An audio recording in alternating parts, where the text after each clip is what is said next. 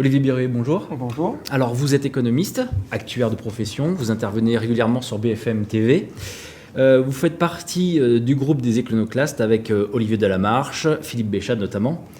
Vous tenez le blog les-crises.fr, pardon.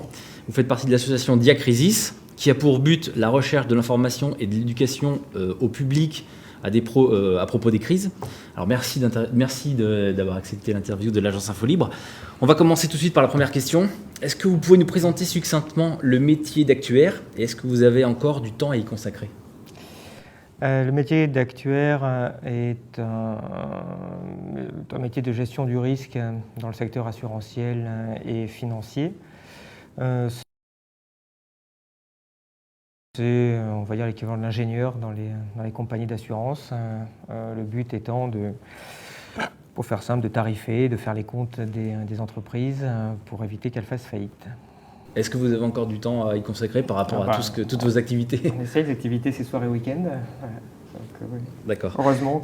Alors, comme on a dit dans l'introduction, vous faites partie du groupe Les Éconoclastes. Quel est le but de ce groupe ? Quelle relation vous avez avec le groupe et quels moyens vous disposez ? Des bonnes relations, puisqu'évidemment dans ce groupe qui est assez nombreux, avec Olivier Delamarche, Philippe Béchat, Jacques Sapir, Nicolas Meillan, etc. On a essayé de rassembler des gens qui pensaient différemment. Delamarche ayant tendance à dire qu'ils pensaient, ce qui est quand même peut-être un petit peu présomptueux. Mais en tout cas, voilà, des gens qui ne sont pas prisonniers d'un courant mainstream, qui ne pensent pas forcément la même chose. En tout cas, voilà, qui cherchent la vérité et qui ont envie de faire partager ça et donc d'avoir une plateforme au moins en commun pour pouvoir diffuser nos visions et organiser des conférences régulièrement. Je me permets, moi, de vous poser une autre question. Quel cheminement vous a amené à porter ce regard critique à travers, puisque votre profession au départ n'est pas forcément une critique de l'économie, mais vous êtes basé de plus en plus vers une critique du système financier. Par quel cheminement, en partant de votre métier, vous en êtes arrivé à préparer justement la question SOS crise ? Qu'est-ce qui vous a amené à vous dire, est-ce que c'est la possibilité d'une autre crise importante que vous voudriez penser éviter, ou c'est quelque chose de plus personnel vis-à-vis des gens avec qui vous travaillez ? Oui, question large. Moi, j'ai commencé à m'intéresser à la crise vraiment en 2008, au moment où tout s'écroulait. Il y a quand même un lien assez fort entre ma formation et l'observation de la crise. Mon métier, je dis, est un métier du temps très long. Ça consiste par exemple à faire des tables de mortalité, ça consiste à gérer les retraites des personnes qui décident de placer leur argent. Alors chez nous, on a des systèmes en répartition, mais dans le monde anglo-saxon, les systèmes étant en capitalisation, il y a beaucoup plus d'actuaires et la profession est beaucoup plus connue. C'est vraiment la personne qui est là pour garantir qu'il y aura quand même une retraite dans 40 ans pour vous. Donc c'est un métier du temps long. Or aujourd'hui, ce qu'on voit, c'est que la crise est la conséquence d'une gestion à très court terme. C'est un court-termisme qui détruit notre système économique, d'ailleurs pas que ça. Et donc qui forcément a une vision contraire à celle de ma profession, à celle de ma façon de voir les choses. Donc évidemment c'est pour ça que on développera, j'imagine, que je me suis intéressé de plus en plus près à la crise. Et de facto, est-ce que justement avant cette crise de 2008, puisque vous prépariez justement l'avenir, on va dire, des retraités, vous pressentiez cette crise et ses conséquences ? Non, parce que très concrètement, je n'étais pas sur des visions macroéconomiques, je m'occupais d'autre chose, je ne creusais pas ces sujets-là, contrairement à d'autres qui sont plus anciens dans l'analyse de cette crise. Non, moi j'ai découvert, pour anecdote, j'étais en septembre 2008 aux États-Unis, en voyage, tout à fait non professionnel, et j'ai été frappé de voir en effet un développement très fort de la crise à San Francisco à ce moment-là, évidemment avec une différence colossale par rapport à Paris où tout paraissait normal. Donc ça, c'est frappant quand on se retrouve dans ce milieu-là, on se dit tiens, qu'est-ce qui se passe ? Donc quand on rentre, on commence à regarder, on se rend compte qu'on vit quand même des périodes assez historiques. Et puis donc voilà, on creuse petit à petit, c'est ce que j'ai fait en 2009, 2010, avant d'ouvrir mon blog en 2011. puisque ce que je souhaitais faire était avoir une espèce de baromètre de la crise, et donc de publier de nombreux graphiques pour suivre l'évolution de cette crise que je pressentais très très longue. Et justement, ces crises, quand on les regarde de façon cyclique, on remarque qu'elles deviennent cataclysmiques à peu près tous les 7 ans. Depuis 1987, depuis le krach de 87, on a remarqué que tous les 7 ans, il y a un paroxysme. 2008-2015, ça fait 7 ans. Maintenant que vous êtes plus auprès de l'étude de cette crise, comment vous la verriez arriver, pour quelles causes, quelles conséquences, notamment justement sur les retraites d'ailleurs, puisque c'est votre corps de métier. Je ne suis pas un grand fanatique des cycles. Bon, il y a régulièrement des crises, et souvent pour les mêmes causes, qui sont assez souvent la stupide répétition des causes qui ont conduit à la crise précédente. D'ailleurs, il y a un livre très drôle de Rogoff et Reinhardt qui sont anciens chercheurs au FMI, en tout cas pour le premier, et qui s'appelle « Cette fois, c'est différent », qui analyse 8 siècles de folie financière, et c'est très rigolo, puisque évidemment, à chaque fois, vous voyez que les gens ils refont la même connerie en disant « Mais non, mais cette fois, on va t'expliquer, c'est pas pareil », et évidemment, ça finit exactement de la même façon à chaque fois, en particulier, par exemple, les bulles du crédit, comme on a très bien vu en 2008, à l'identique de 1929. Voilà, donc pour l'aspect cyclique, donc on a traversé, enfin plus qu'une crise. 2008, c'est une vraie cassure, comme il n'y en a eu que 2 au siècle précédent, en 1930, et à une échelle moindre en 1973. Mais c'est très rigolo. Vous regardez, en tout cas, ces années 71-73, vous voyez des cassures sur plein de sujets. Mais vous voyez que 2008 en est une autre. Que ce qui est bien triste, c'est qu'après cette crise assez historique, pratiquement aucune mesure sérieuse n'a été prise pour que ça ne se renouvelle pas. Donc évidemment, on va avoir une répétition, à mon sens, en pire que 2008, puisque cette fois, il n'y a plus les États, il n'y a plus les banques centrales qui ont, à mon avis, les moyens d'arrêter si vraiment ça se déroule mal. Donc oui, c'est sûr que quand vous ne traitez pas... Si vous avez un cancer et que vous ne soignez pas, ça ne va pas s'améliorer spontanément. En fait. Les métastases restent en place. D'ailleurs, justement, la crise de 87, c'était une crise des taux. La crise qu'on avait eue de 92 à 94, c'était également la crise des taux. 2008, c'est une crise complètement particulière. On pourrait même se demander à quel point elle n'était pas prévisible, puisqu'on avait vu, après donc le krach des technologiques, et les attentats du World Trade Center, on avait vu donc Alan Greenspan qui baissait 11 fois les taux d'intérêt américains et qui derrière les a remontés 11 fois. Quand on connaît la nature des crédits par les Américains, comment n'a-t-on pu pas voir venir tous les gens qui sont dans ce corps de métier? Comment est-ce possible qu'ils n'ont pas compris que ça allait craquer? C'était encore une crise quelque part des taux d'intérêt, on va dire. Les banques centrales n'ont pas d'utilité phénoménale dans ce genre de situation. Quand vous regardez, on essaie de nous vendre un joli narratif qui consiste à dire les banques centrales, heureusement, elles baissent les taux, ça va relancer l'économie. L'économie, elle finit toujours par se relancer à un moment ou à un autre. Au moment, une crise, on finit par atteindre un palier et puis ça finit tout de même par remonter. Et ça c'est assez régulier. Mais alors, s'imaginer parce que vous avez baissé les taux, ça va mieux. Non, ça va pas mieux. Aujourd'hui, il n'y a pas de perspective. Vous pouvez pas voir des taux zéro qui se dit chouette, les taux sont à zéro. Si je crée ma boîte en ce moment, c'est bon, pas de perspective, je ne sais pas qui je vais vendre, mais c'est pas grave, parce que je le sens bien les taux. Non, vous investissez si vous avez des perspectives, et si les taux sont à 8%, vous ferez un retour sur investissement à 8%. Donc ça ne marche pas, mais un grand économiste du siècle dernier aussi, Galbraith, fait un joli petit livre et puis, sur les espèces de mensonges de l'économie. Effectivement, il dit que les banques centrales, quand on regarde tout au long du XXe siècle, c'est au mieux ça ne sert à rien, au pire ça fait des conneries. Et c'est exactement ce qu'a fait Greenspan dans les années 2000. Il a voulu baisser les taux beaucoup trop bas. Donc évidemment, quand les taux sont bas, ça incite les gens à investir un peu tout et n'importe comment. Et donc vous avez les subprimes après, évidemment dans un contexte en plus de dérégulation. Dans un contexte, on va dire, où la structure des crédits américains ne sont pas comme en France. Donc, en France, on a des taux garantis, pas aux États-Unis. Et actuellement, quand on voit ce qui se passe au niveau justement des États et de la France, où la France emprunte sur le 1 an, le 2 ans, le 3 ans à des taux négatifs, est-ce qu'au sein des éconoclastes, vous avez un petit peu analysé la conséquence que serait une remontée des taux, par exemple, pour un pays comme la France ? De toute façon, la situation actuelle qui réjouit tout le monde est une situation où la drogue est gratuite. Donc effectivement, c'est cool. c'est drôlement cool. Et c'est même une stratégie de base du dealer, normalement, c'est de donner la drogue au début. Évidemment, pour le moment venu, et quand on aura le junkie qui sera bien accro pour la remonter, et pour revenir au vrai prix, et en l'espèce revenir au vrai taux. Donc aujourd'hui, ben voilà, on a une dette qui continue à croître de plus en plus, qui lorne les 2000 milliards. Voilà, effectivement, les taux sont faibles, donc finalement, on paye moins cher maintenant. Je ne sais plus que dans les années 80, j'ai vu ça. En tout cas, depuis 93, vous avez un palier sur le coût de la dette. Mais évidemment, le stock n'a cessé d'augmenter. Donc si les taux remontent à leur niveau des années 90, bah, évidemment, c'est game over très très rapidement. Et au sein des éconoclastes, comme au sein de votre association,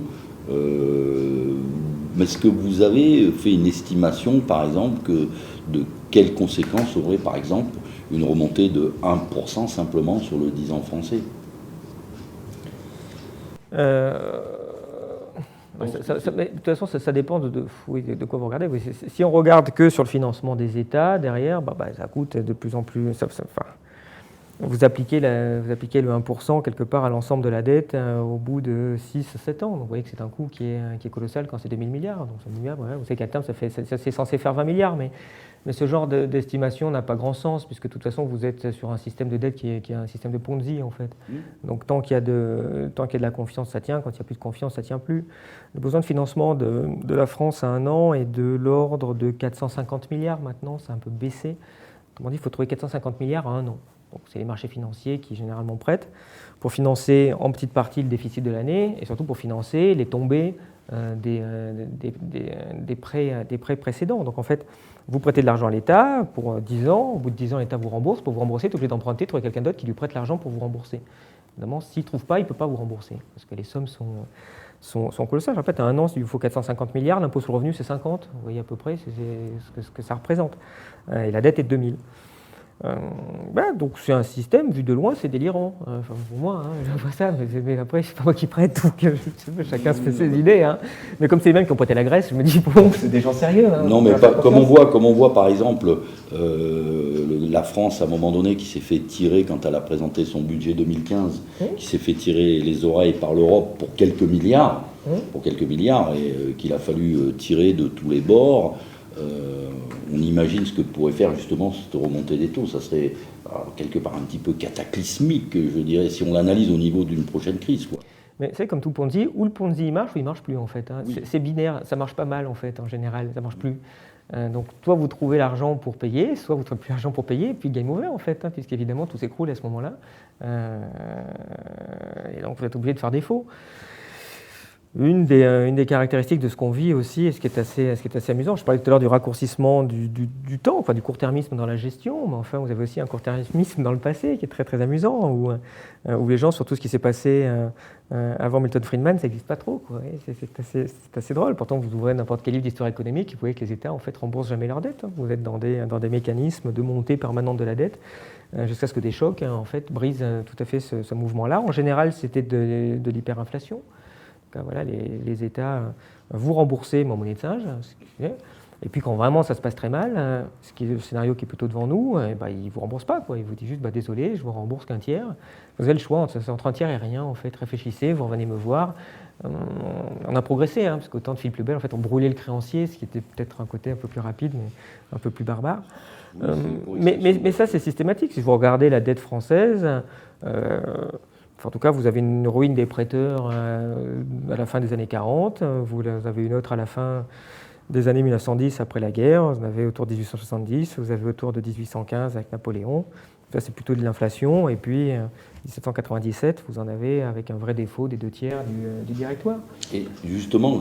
Si vous regardez, vous aimez les cycles, c'est tous les 40 à 50 ans qu'il y a un défaut. En fait, là, on a largement dépassé on a dépassé. La date limite. Mais par contre, justement, pour parler de ces gens qui nous prêtaient de l'argent, en fait, le plus gros prêteur pour la France, c'était quand même la Suisse jusqu'au 15 janvier. C'est la Suisse, pour maintenir sa parité sur le franc suisse par rapport à l'euro, en fait, rachetait des emprunts d'État français et allemands. C'était un des gros acheteurs sur le marché. Le phénomène qu'on l'ait perdu, quand même, peut-être aussi, selon vous, je ne sais pas, selon les éconoclastes, comment vous, les éconoclastes, vous voyez la répercussion d'un gros prêteur qu'on perd? Moi, je ne suis pas les éconoclastes. Oui, mais je parle à mon nom. Dans votre groupe et entre votre on a des nom, visions qui vous ne en sont avez pas parlé ou est-ce que vous-même Oui, on en débat, bien sûr. Voilà. Moi, je vous donne ma vision. Le sujet, oui, c'est un gros prêteur. Mais enfin, vous êtes face à une économie financière qui a une taille aussi délirante. Aujourd'hui, donc, on revient à la même chose. Le problème n'est pas vraiment une capacité de liquidité. De toute façon, il y en a beaucoup trop de liquidités. Donc ça, c'est pas le fond du problème. Le fond du problème, c'est est-ce qu'il y a confiance ou pas confiance. Donc pour le moment, il y a toujours de la confiance, avec une confiance délirante puisque vous êtes à taux négatif, enfin légèrement négatif sur les dettes publiques. Et j'ai même vu sur quelques entreprises aussi, vous êtes à taux légèrement négatif, ce qui, quand on y réfléchit, est quand même du délire, puisqu'autrement dit, vous acceptez de perdre de l'argent pour prêter à quelqu'un, plutôt que de le garder sur votre compte en banque, ce qui vous montre que forcément, vous n'avez pas confiance dans votre banque. Sinon, vous ne le feriez pas de cette façon-là. Ou plus généralement dans le système, vous craignez aussi peut-être des espèces de ponctions publiques en vous disant moi je l'ai prêté à l'Allemagne ou je l'ai prêté à Nestlé, donc ils me rendront l'argent. Pour le moment, on ne peut pas dire tiens, c'est moins 10% sur ma créance. Voilà, enfin tout ça, ce sont des signes. Enfin voilà, des taux nuls comme actuellement en général sont extrêmement dangereux. Là, on a parlé des États, mais le gros problème, c'est aussi surtout les acheteurs, en particulier les banques, les institutions financières qui ont des obligs à zéro dans leur compte, dans leur bilan. Donc évidemment, si les taux remontent à 4%, vous êtes obligé de les dégrader. Ça vaut pas quelque chose, mais ça vaut beaucoup moins. Vous avez des pertes colossales uniquement parce que les taux remontent dans vos règles comptables. Donc tout ça, ce sont des zones de grand danger. La dernière fois qu'il y a eu des taux très faibles, ça donnait les subprimes, vous avez vu. Là, on a fait des taux nuls, qui est nouveau. Ça n'existait pas dans l'histoire, vous n'avez jamais regardé. Taux zéro, je n'ai jamais vu ça. Et taux zéro, ça n'a pas fait 1 an, ça n'a pas fait 2 ans, ça n'a pas fait 3 ans. Enfin, taux zéro ou quasiment zéro, ça commence à faire 5, 6, 7 ans. Et vous voyez très bien qu'effectivement, ça vous fait des bulles colossales sur l'immobilier qui ne s'est pas dégonflé, sur la bourse, sur les obligations, parce que ça continue à se financer à tir larigot. Mais d'un point de vue rationnel et de bon père de famille, vous regardez ça, vous dites c'est délirant. Il délire, effectivement, le délire peut durer un certain temps, mais enfin, malheureusement, ça finit rarement bien. Ça finira mal. Et on peut dire donc en fait, quand on observe que les gens les investisseurs se dirigent donc sur des obligations privées à taux négatif, finalement, on peut l'analyser un petit peu comme une perte de confiance, finalement, dans les États, quelque part. S'il y a des investisseurs qui vont sur des entreprises privées empruntées à taux négatif, est-ce que ce ne serait pas les prémices d'une perte de confiance dans les États? Pas forcément. Les États aussi en tout cas les gros, sont aussi à taux négatif. Au contraire, c'est plutôt la conséquence. C'est sûr qu'avec des taux qui sont assez négatifs sur les États, c'est assez normal que les bonnes entreprises aient des taux qui soient assez proches de ceux des États. Voilà, mais vous êtes dans de l'irrationalité, donc après je peux difficilement la commenter. Oui, on est dans l'irrationalité. Non, mais comme vous étiez justement sur l'étude des crises, on essaye un petit peu de vous demander. Et vous voyez comment ce qui va... Non mais rassurez-vous, je vois surtout qu'on est des cobayes en fait, avec notre épargne, avec notre avenir, c'est sympa. C'est dangereux des fois, mais on va voir. Oui, non mais il y a bien dans cette étude, on dit un élément déclencheur selon vous. Est-ce que vous voyez un élément qui peut déclencher justement... une crise, une accélération. De toute façon, vous voyez, les problèmes, c'est des dettes publiques qui sont colossales en Ponzi, non remboursables. Évidemment, la Grèce, dont on reparlera, j'imagine, c'est que la cerise sur le gâteau. Le reste n'est pas beaucoup mieux, même si les montants sont plus faibles, en tout cas ramenés au PIB. Donc vous avez un problème sur la dette publique, vous avez un problème sur la finance privée, en particulier les banques et les activités spéculatives des banques. Donc c'est 2 zones de très gros danger, où tout ça, je répète, ne repose que sur la confiance. Donc vous aurez une crise le jour où il n'y aura plus de confiance. Une des choses qui peut détruire la confiance, c'est une remontée des taux. Ou plus précisément, il est certain qu'une remontée des taux tuera la confiance, pour les raisons que j'évoquais tout à l'heure.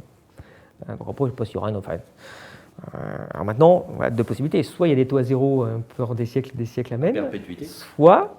Alors dans ce cas-là, vous n'aurez plus d'économie aussi. Parce qu'on n'en parle jamais, parce qu'évidemment, le problème des taux zéro, tout le monde vous dit que ça ne coûte pas cher. de s'endetter, ce qui est vrai, mais du coup vous endettez n'importe comment, ça je vous l'ai dit, mais de l'autre côté aussi, le taux d'intérêt, c'est aussi la rentabilité de l'investissement. Et évidemment, si la rentabilité est nulle, en fait, vous n'avez plus d'investissement à long terme. Si je vous dis prêtez-moi de l'argent pour 10 ans, ça va vous rapporter 0, en fait non, vous ne me prêtez pas de l'argent à 10 ans, ou même à 0,5 ou 1%. Vous voyez bien que les taux sont trop bas, donc ça détruit cette chose-là. Donc remontée des taux, alors, on est certain, si ça arrive en premier, ça déclenchera la crise. Mais évidemment, si une grosse banque américaine fait faillite avant que la remontée des taux, c'est ça qui vous déclenchera le problème. Si demain ils sont assez forts pour déclencher une guerre en Ukraine, ça déclenchera avant qu'il y ait eu... Mais ça s'enchaînera, parce qu'évidemment, la guerre entraînera le problème bancaire qui entraînera les défauts. Donc, voilà, en tout cas, les potentialités d'emmerdement sont assez phénoménales. Donc, il ne faut pas savoir lequel, j'en vois plein, mais il peut y avoir tout et n'importe quoi. Une centrale atomique qui peut être encore au Japon, un tremblement de terre. C'est ça qui est fabuleux, en fait. On est vraiment. Tous les jours encore. Oui, on est vraiment sur une poudrière et sur une poudrière multiple, en fait. Donc, il suffit de regarder. Justement, vous parlez de poudrière, justement, la Grèce, vous avez vu ça, vous avez regardé ça de près. La victoire de Syriza, il y a quelques semaines de ça. Quelle est l'analyse que vous faites de la Grèce et à votre avis, à terme, j'allais dire, qui va remporter le bras de fer? Est-ce que c'est Syriza ou c'est la Troïka, à votre avis? Ça dépend ce que vous appelez remporter un bras de fer, en fait. C'est le fond du sujet. Vous avez un État, qui ne peut pas rembourser, qui ne pourra jamais rembourser. C'est même pas la peine d'oublier toute idée de remboursement. Et vous avez un peuple qui a beaucoup souffert, et donc effectivement qui a essayé un peu de se révolter un minimum en disant bon stop, là maintenant on en a assez fait, c'est quand même moins 25% de PIB. Autrement dit, en moyenne, moins 25% de pouvoir d'achat pour tout le monde. Donc vous imaginez, c'est plutôt moins 40 pour les plus pauvres, et puis moins 10, moins 15 pour les plus riches. Donc c'est assez inimaginable. On voit ce que ça déclenche chez nous quand il y a une récession de 1 ou 2%. Voilà. Donc après, on est dans une situation où, en tout cas si je reviens rapidement sur l'affaire grecque, ça dépend d'où je pars d'ailleurs. On va repartir un peu plus en amont d'ailleurs, puisqu'on les a fait rentrer dans l'euro. Je ne sais pas si on va en dire un mot d'ailleurs de l'euro, enfin on va s'axer sur la Grèce. Dans l'ensemble de l'absurdité qui est de faire une monnaie unique, et en plus les mecs ils ont été assez forts pour mettre la Grèce dedans. De toute façon, vous allez voir comment on est costaud. Alors là aussi, depuis 8 siècles, l'expérience montre que ça ne marche jamais une monnaie unique comme ça, très très rare que ça marche. Déjà, une monnaie unique franco-allemande, c'est à mon sens aussi une hérésie, c'est même pas possible de faire ça, enfin, en tout cas, à moins d'arriver à terme à fusionner les deux pays, c'est délirant. Enfin, c'est vachement compliqué à deux. C'était déjà un problème du temps de Giscard d'Estaing avec le fameux serpent monétaire qu'on n'arrivait pas à suivre. C'est ce qu'ils essayaient de faire. Mais oui, donc, on n'y arrivait pas. C'est un excellent exemple. Vous prenez, on a créé le franc fort en 1958, enfin 59, vous avez pas loin, la parité était à peu près un nouveau franc égale un mark. Bon, tout le monde se rappelle qu'à la fin des années 80, étrangement, c'est plutôt un mark égale 3 francs. Donc en 25 ans, c'est 25 ans, il se passe quand même, par des différentiels d'inflation, d'économie, quand même, on passe de 1 à 3 au niveau de la monnaie. D'un coup, vous dites, tiens, je rigidifie tout. Bah, évidemment, il se passe. En fait, ce qui est censé se passer, c'est quand vous faites ça, il faut faire la même chose avec les salaires, en fait, au final. Et ça, évidemment, les salaires n'étant pas hyper flexibles, et les gens, étrangement, n'avaient pas envie de baisser leur salaire, vous avez une espèce de cocotte minute qui est la monnaie unique. Donc, ce qui est rigolo, c'est que voilà, c'est à 2 déjà, c'est infaisable, mais nous, on est costaud, on se dit non, on va le faire à 19, nous, parce que là, vraiment, vous allez voir, et puis on vous met la Grèce, on vous met la... Encore, on n'a pas mis la Roumanie, mais enfin, je pense qu'on n'est pas très loin. Donc c'est assez n'importe quoi sur le principe, sachant qu'une monnaie, c'est comme une paire de chaussures, en fait. On peut dire, nous ici, tous ensemble, tiens, on va faire d'économie, on va se prendre la même paire de chaussures, enfin avec la même pointure, vraiment, ça va poser un problème, surtout pour ceux qui ont des grands pieds. Puis, en l'espèce, la Grèce chose grand. Et l'Allemand a des petits pieds, alors évidemment, il est moins gêné d'avoir que tout le monde ait du 41 comme chaussure. La Grèce rentre dans l'euro, et l'euro joue comme un euphorisant, donc là encore, la drogue est gratuite. Et donc en particulier, ça baisse ses taux d'intérêt, et donc elle peut s'endetter à des taux qu'elle n'aurait jamais pu si elle était restée toute seule avec la garantie de la Banque centrale de Grèce et de l'État grec. Et donc vous avez une dette, Jeux Olympiques et compagnie, qui de Goldman Sachs aussi. Oui, évidemment. Bon, ça après, quand on veut faire n'importe quoi, que les marchés sont prêts à faire n'importe quoi. Parce que la Grèce avait trafiqué son bilan pour pouvoir rentrer dans l'euro avec l'aide de Goldman Sachs et de M. Draghi, justement. Oui, enfin nous aussi on a trafiqué ce qu'il fallait. Tout le monde a trafiqué. Avec Chirac et Schröder pour ne pas respecter le pacte de stabilité dès le début. Voilà, c'est un gros jeu de cocu cette histoire. Bon, voilà, la Grèce a poussé un tout petit peu plus loin le jeu vu sa situation. De toute façon, il aurait suffi de dire à l'époque, bon, non, vous ne remplissez pas les critères, on n'est pas...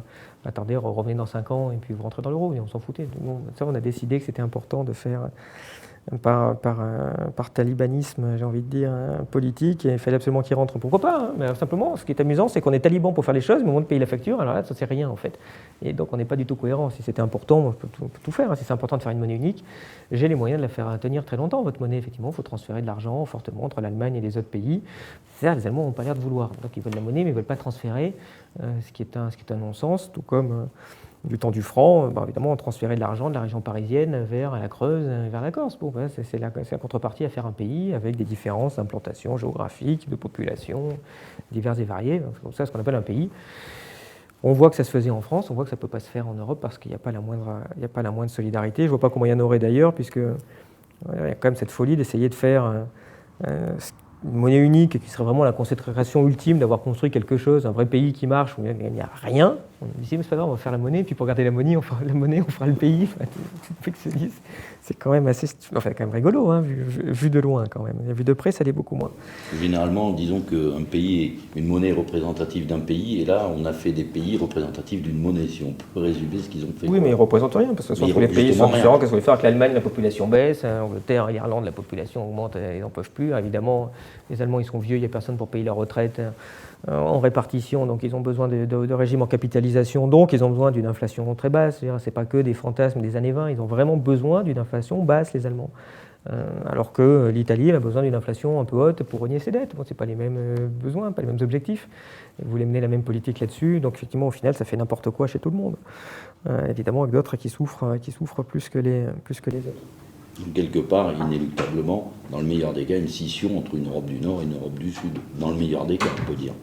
Inéluctablement. Inéluctablement, la mort de l'euro, et puis on reviendra à des monnaies. Comme font 180 pays sur la planète, on pouvait trouver des choses beaucoup plus intelligentes pour éviter d'avoir des monnaies qui fluctuent trop, ce qui en effet est ennuyeux. Ce qu'on avait précédemment marchait quand même pas si mal que ça, le système monétaire européen. Effectivement, il a été détruit par la dérégulation et les masses spéculatives, les Soros et compagnie, d'ailleurs, qui en ce moment prennent sans arrêt la plume pour nous raconter ce qu'il faut faire. Les gens qui sont quand même allés abattre les monnaies européennes dans les années 90. Évidemment, au lieu d'arriver à la solution évidente qui était de dire qu'il faut briser les reins de la spéculation, ce qui est quand même pas très compliqué de faire en sorte qu'on ne puisse pas spéculer contre des monnaies. C'est interdit en fait. On est dans des limites assez faibles, mais enfin voilà, vous voulez 1 milliard pour spéculer contre les dollars, non, en fait vous ne l'avez pas, bonne journée, et puis vous repassez. Donc vous tenez votre... Ce qu'on appelle le short nul, le market short. Oui, voilà, vous mettez quelques règles comptables derrière. Enfin, c'est pas si compliqué que ça si on veut, d'essayer de réguler l'échange, mais sachant évidemment qu'il faut régulièrement réajuster les parités, ce qui peut se faire, comme ça se faisait dans le système monétaire. De temps en temps, tous les 2-3 ans, vous réajustez un peu la parité pour tenir compte des écarts d'économie. C'est notre franc, notre marque. Voilà, régulièrement, il faut quand même arriver au bout de 25 ans à un marque égale 3 francs. Alors, au lieu de le faire comme ça, vous faites par palier tranquillement, il faut bien que les années 80... C'était finalement un petit peu... au départ, la règle qu'avait mis en place Keynes quand ils ont créé le FMI, où ils créaient une monnaie. C'est ce qu'ils voulaient faire. Bon, c'est ce qu'ils voulaient faire. Oui. Enfin, il voulait. En fait, c'était deux visions qui s'opposaient. Hein. C'était le plan White, c'était les États-Unis face à Keynes et son plan de Bancor, dont l'expérience a montré que ça aurait marché. Keynes voulait faire une monnaie mondiale. Mais une monnaie de compte uniquement, évidemment. Ce n'est pas du tout une monnaie qu'on peut utiliser, qu'on a dans la poche comme l'euro. Hein. Ce n'était pas ça du tout. Il faut garder une monnaie de compte, donc qui reste, on va dire, théorique, mais qui permet d'ajuster tranquillement les systèmes monétaires. Mais les États-Unis ont imposé leur vision de vainqueur de la guerre, qui était le dollar, quoi. Et le dollar, ça a marché jusqu'en 71, et puis le système a rompu, parce que vous ne pouvez pas avoir à très long terme un système qui se base sur la monnaie d'un pays. Donc oui, effectivement, la vision de Keynes est tout à fait juste, et on pourrait faire ça pour que ça marche beaucoup mieux. Mais évidemment, on en est très loin, parce que primo, les États-Unis se battront jusqu'au bout pour conserver la prééminence du dollar, jusqu'à ce que ça casse, là encore, d'une façon ou d'une autre. Et l'euro, qui est mal fichu, explosera aussi. Mais c'est très rigolo, si vous regardez l'euro, à peu près tous les économistes un peu sérieux, qui connaissent la monnaie, qui s'occupent de monnaie, vous disent tous c'est une connerie. Et ça, vous avez des gens de gauche assez durs, des Krugman, des Stiglitz, des Amartya Sen, vous disent c'est une connerie, ne le faites pas. Prenez des gens qui étaient un peu entre les deux, comme Maurice Allais, qui se qualifie lui-même de libéral socialiste. était vraiment pas très chaud, en disant il faut d'abord faire le reste, on fera la monnaie après. Et puis vous prenez Phelps et son mentor Milton Friedman, donc des hyperlibéraux, qui vous disent aussi c'est des conneries. Non, en fait, vous ne trouvez pas. J'ai cherché en plus, quand je dis ça, le mec il exagère. Non, j'ai cherché. Hein, si quelqu'un a un prix Nobel d'économie qui dit c'est une très très bonne idée de faire une monnaie unique, mis à part un qu'on qualifie, qui est Mundell, qui était le père de l'euro, mais enfin qui a fait des trucs dans son coin théorique sur les zones monétaires optimales. Mais quelqu'un qui aujourd'hui vous dit oui, c'est très bien en 2015, continuez, je vais vous dire comment faire. Vous n'en trouvez pas. Vous n'en trouvez pas parce que c'est ridicule ou ça vous oblige vraiment à détruire l'idée même de nation, d'essayer de faire leurs espèces de délire européistes de on va faire un grand truc. Oui, faites-le alors. Vous dites aux Allemands, il faut transférer, tombe bien. Et est-ce que vous avez fait pour l'Allemagne de l'Est? Il faut le faire pour la Grèce et le Portugal maintenant. Puis, bonne chance, quoi. Mais s'ils veulent, ça marchera. Hein. Je crains qu'ils ne veulent pas, en fait. Et pour la raison, j'y reviens, excusez-moi, j'ai pas fini ma phrase tout à l'heure. Voilà, pour faire ça, pour faire une monnaie unique, ça oblige à avoir une solidarité extraordinaire. Bien sûr. La génération qui fait ça, c'est la génération la plus égoïste de l'histoire, en fait. L'histoire contemporaine, allez, j'en sais rien. Bon, enfin, mon avis, on va pas être très loin de l'histoire tout court. Hein, vous n'avez pas une radio sans qu'on vous dise paye trop d'impôts, paye trop d'impôts, paye trop d'impôts. Enfin, si déjà on paye trop d'impôts, vous estimez pour les Français, vous n'allez pas en payer plus pour aider les Grecs et les Portugais. Voilà, vous foutez de ma gueule. Et on voit que c'est ce qui se passe. On voit que le joli. J'aime bien tous les propos qu'il y a eu là depuis un mois et demi sur la Grèce. Alors non, on a vachement aidé la Grèce. Alors ça, c'est sûr qu'on leur a donné des milliards, donc en bonne partie, qui ont quand même servi la Grèce à payer une partie de ses dettes et à revenir à faire en sorte que le système financier ne s'écroule pas. Hein. Mais l'aide qu'on a fait, c'est des prêts. Moi, quand je vois un SDF, je lui dis pas tiens, je te file 50 €, tu me le rends la semaine prochaine. Parce que certes, je l'aurais un peu aidé, mais enfin, c'est pas lourd quand même, hein, quand même. C'est vraiment pas lourd. L'aide, c'est je te laisse les 50 €. Bon, si on nous dit que c'est drôlement important, que c'est le chantier du millénaire, que sinon c'est la guerre et tout, l'euro, vous dites aux gens cette année, tiens, c'est en double impôt sur le revenu, c'est à peu près ce que ça coûte la facture grecque si on veut le faire proprement. Enfin, voilà votre facture de l'euro, mais je pense que vous êtes tous d'accord parce que ça vous permet d'avoir la Grèce dans l'euro. Ça vaut le coup quand même, à ce prix-là. On aurait pu prendre le Mali aussi, hein, peut-être moins cher encore. Mais... Ça coûte vraiment cher. Donc voilà, c'est un délire entre une espèce comme ça, mais c'est vraiment, je trouve, très, très, très révélateur de notre société, comme ça. On n'arrive pas à faire des choses simples. Les mecs, ils s'imaginent qu'on va faire le projet du millénaire, quoi, d'aller faire une monnaie unique, puis en plus, on n'a même pas les moyens de sortir un tant soit peu. Le budget, il le baisse en ce moment.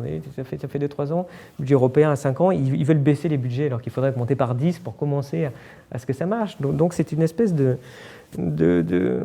je ne sais pas comment dire, de schizophrénie, quoi, à vouloir blanc, à vouloir noir, à vouloir le beurre, l'argent du beurre, la crémière, la fille de la crémière, enfin là, c'est la totale. Est-ce que finalement vous voyez la Grèce sortir de la zone euro? Alors pour finir, oui, sur mon long propos, j'ai fait parce que là, Syriza propose quand même de revenir au SMIC de niveau 2011, de réembaucher des fonctionnaires. De l'autre côté, il y a la Troïka qui respecte le pacte qu'ils ont passé avec le gouvernement précédent. Comment, à votre avis, ça va se terminer cette histoire?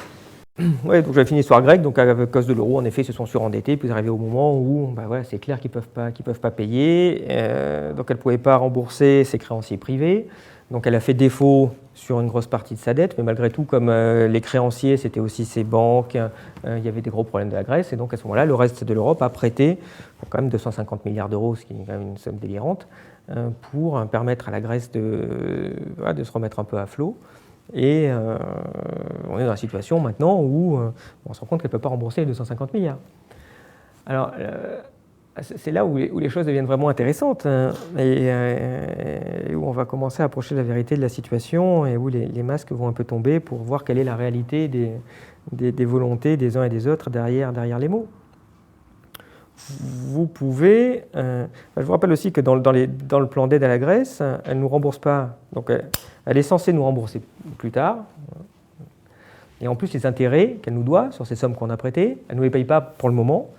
Mais à la fin, d'ici 2020, elle est censée évidemment nous payer des intérêts sur ce qu'on lui a prêté et en plus nous rembourser les intérêts de ce qu'elle n'a pas payé dans la période. Pour vous dire, c'est vraiment une aide, attention, hein, c'est l'aide qui au final doit coûter 0 dans les comptes. Alors, il y a quand même, on ne dit pas, peu de gens disent quand même qu'une grosse partie de cet argent qui a été prêté à la Grèce n'a jamais été à la Grèce, elle est allée aux banques qui ont prêté à la Grèce. Oui, après c'est fini. Oui, de toute façon, au grec de base, ne vous inquiétez pas, de toute façon, il ne va pas lui arriver. Il n'y a pas beaucoup d'argent qui ne va pas lui arriver. Ça va être très très léger. Bon, ben. Mais ce qui est intéressant, c'est qu'à la rigueur, quand on comprend qu'on a prêté autant d'argent, elle ne peut pas rembourser. Alors après, il n'y a pas 50 solutions possibles. Bon, soit vous dites vraiment tu me rembourses. Et puis elle ne peut pas. Donc là, au bout d'un moment, ça va clasher, puis elle va dire bon, ben, je m'en vais, puis je ne te rembourse pas, puis tu as perdu l'argent en fait, Coco. Ce qui n'est pas terrible, hein, parce que la perte à 250 milliards, genre on dit rapporté au PIB, c'est pas grand-chose, non, mais enfin ça fait quand même vachement beaucoup d'argent. Après, vous pouvez dire aussi, si vous n'êtes pas trop bête, bon, de toute façon, l'argent est perdu. Il est perdu, cet argent.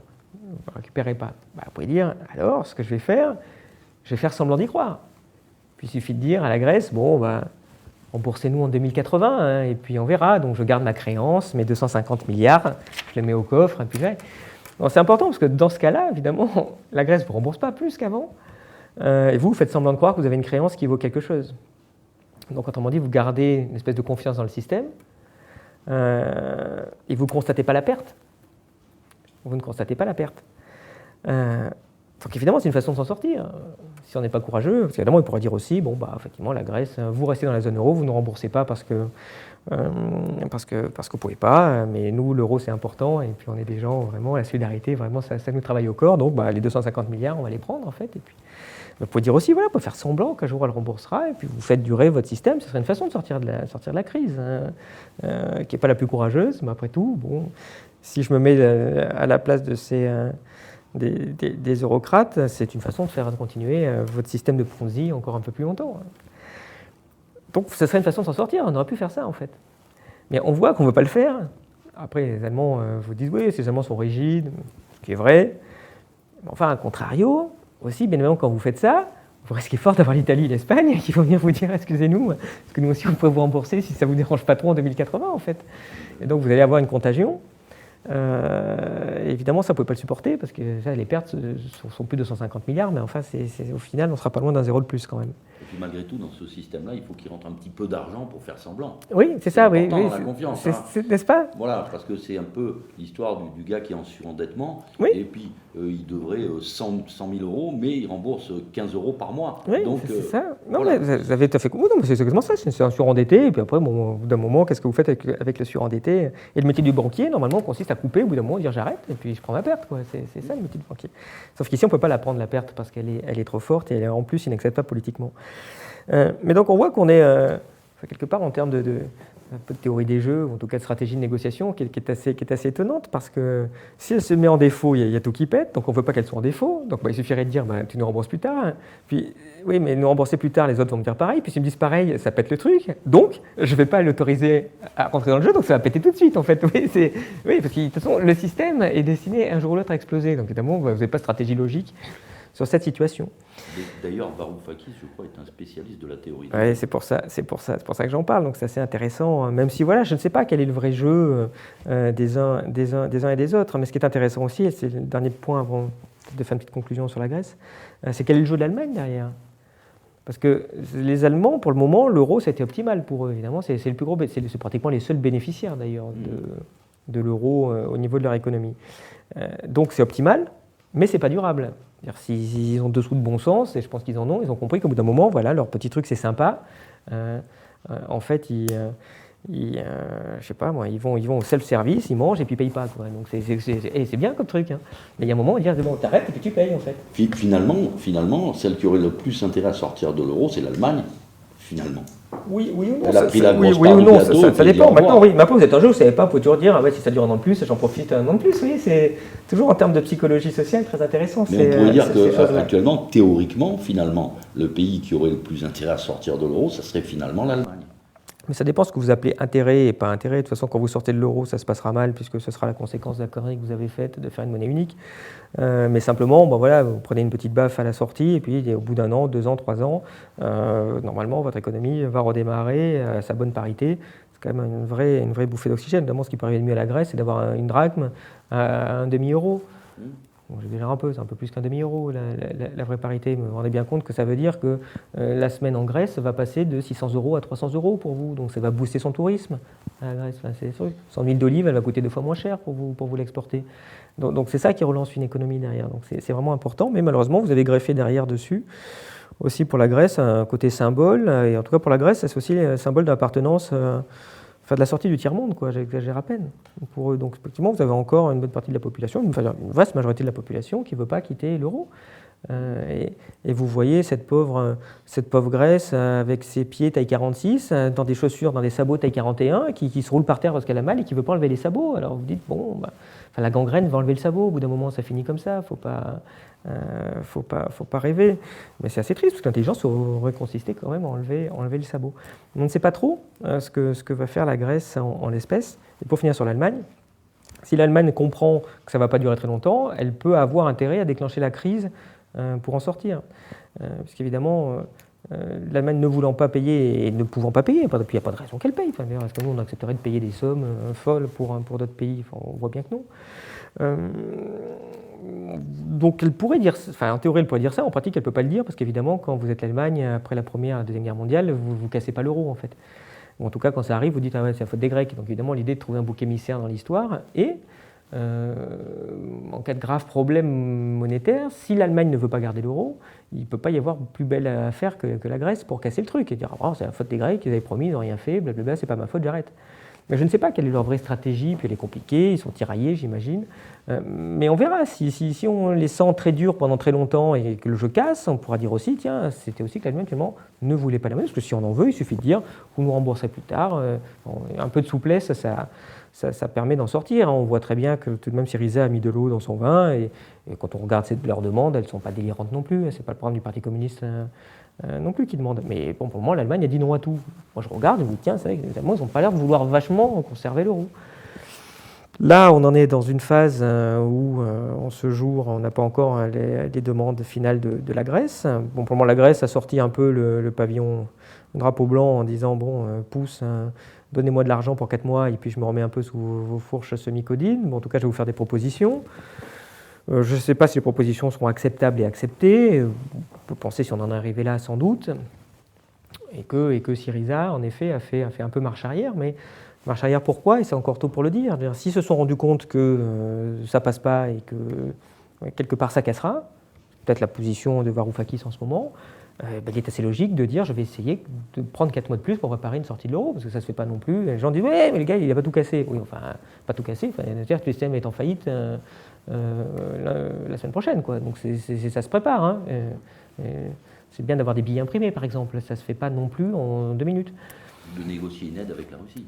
Ou de négocier une aide avec la Russie, avec la Chine, avec les BRICS, je ne sais quoi. Donc on voit que finalement, avoir du temps, même dans l'hypothèse de casse, c'est pas stupide. Donc c'est encore un peu tôt pour savoir si jusqu'où ils ont capitulé. Maintenant, si dans 4 mois, on voit que, parce qu'à mon avis, évidemment, l'Europe ne fera pas beaucoup plus n'aura pas plus de souplesse, et qu'on voit les Grecs accepter ça, et donc accepter finalement ce qu'ils avaient à peu près avant Syriza. On aurait mis un cosmétique de ci, un cosmétique de là, mais enfin, de toute façon, il n'y a pas de changements colossaux. On pourra dire qu'ils ont capitulé. Si ça foire dans 4 mois, on pourra dire tiens, ils étaient donnés sans doute un peu plus de temps. Mais je répète, tout ça est très compliqué parce qu'on ne sait pas les stratégies cachées des acteurs, évidemment, dans ce genre de situation. Je ne sais pas ce que veut vraiment l'Allemagne, je ne sais pas ce que veut vraiment Syriza. Bon, encore quelques mois pour en y voir plus clair.